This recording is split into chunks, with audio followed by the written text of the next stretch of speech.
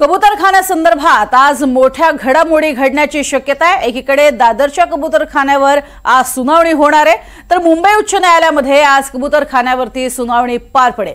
दुसरीकडे जैन धर्मीयांची सुद्धा आज बैठक होणार आहे। वेळप्रसंगी शस्त्र उचलण्याची भाषा जैन समुदायाने केली आहे, तर मराठी एकीकरण समितीने आता या वादामध्ये उडी घेतली आहे आणि मराठी भाषिकांनी महाराष्ट्रातील जनतेने या मुद्द्यावरती एकत्र येण्याचं आवाहन महाराष्ट्र एकीकरण समितीने केलंय। त्यामुळे आजच्या या सुनावणीकडे तसंच जैन समुदाय आणि महाराष्ट्र एकीकरण समितीच्या भूमिकेकडे सगळ्यांचं लक्ष लागलंय। मराठी एकीकरण समितीच्या कार्यकर्त्यांना दादर पोलिसांकडून नोटिसा देण्यात आल्या। दादर इथला कबूतरखाना कायमस्वरूपी बंद झाला पाहिजे, तसंच दादर कबूतरखाना इथे आंदोलन करून न्यायालयाचा अवमान करणाऱ्यांवर कारवाई करावी या मागणीला घेऊन मराठी एकीकरण समितीच्या वतीने पोलिसांना आज निवेदन दिलं जाणार आहे। तसंच या मागणीला घेऊन मराठी एकीकरण समितीचे कार्यकर्ते सकाळी दादरमधल्या कबूतरखाना इथे जमणार आहेत। या पार्श्वभूमीवर पोलिसांकडून मराठी एकीकरण समितीच्या कार्यकर्त्यांना नोटिसा पाठवण्यात आल्या। अधिक माहिती घेऊया, जुई जाधव आमची प्रतिनिधी आपल्या सोबत आहे। जुई, मराठी एकीकरण समितीला नोटीस देण्यात आली आहे, काय नेमकी भूमिका आहे त्या काळातली?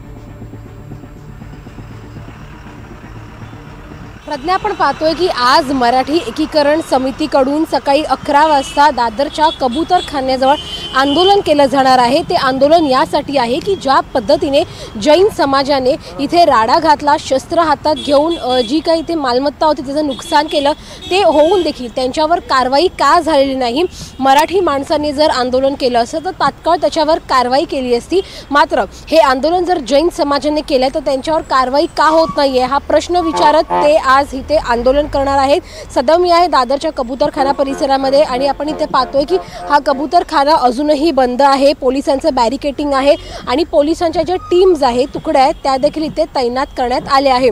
दुसरीकडे पोलिसांनी या मराठी एकीकरण समितीला नोटीस पाठवली आहे आंदोलन न करण्यासाठी, कारण का दादरचा हा जो कबूतरखाना आहे तो एक प्रमुख चौक आहे दादरमधला आणि दादर हे खूप गजबजलेला परिसर आहे। त्यामुळे जर इथे आंदोलन केलं गेलं तर इथे कायदा आणि सुव्यवस्थेचा प्रश्न निर्माण होईलच, मात्र दुसरीकडे ट्रॅफिक जाम होऊ शकतो, नागरिकांचा खोळंबा देखील होऊ शकतो।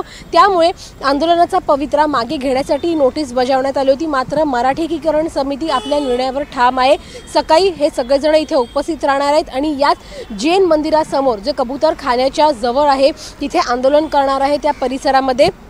दुसरीकडे आपण जर पाहिलं तर मग या आंदोलनानंतर जैन समुदायाची बैठक देखील पार पडणार आहे। आज मुंबई उच्च न्यायालयाचा निकाल आहे, जी एक्सपर्ट कमिटी मुंबई उच्च न्यायालयाने गठीत करायला सांगितली होती, त्या एक्सपर्ट कमिटीचा अहवाल आज येणार आहे आणि त्या अहवालावर आधारित मुंबई उच्च न्यायालय आपला निर्णय देणार आहे की कबूतरखाने कायमचे बंद करायचे की एक विशिष्ट वेळ या कबूतरांना खाणं घालण्यासाठी दिली पाहिजे, हा निर्णय आज येणार आहे।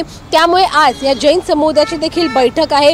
जैन समुदाय नेमका काय पुढची भूमिका घेत आहे हे पाहणं महत्त्वाचं राहणार आहे, कारण का हातात शस्त्र उचलू ही भाषा जैन समुदायाची होती आणि त्यामुळे आजच्या बैठकीमध्ये ते कुठला पवित्रा उचलणार आहेत मुंबई उच्च न्यायालयाच्या निर्णयावर हे पाहणं महत्त्वाचं राहणार आहे। प्रज्ञा, नक्कीच आणि तुर्तास धन्यवाद या संपूर्ण माहितीसाठी। या संदर्भातले सगळे अपडेट तुमच्याकडनं घेत राहूच।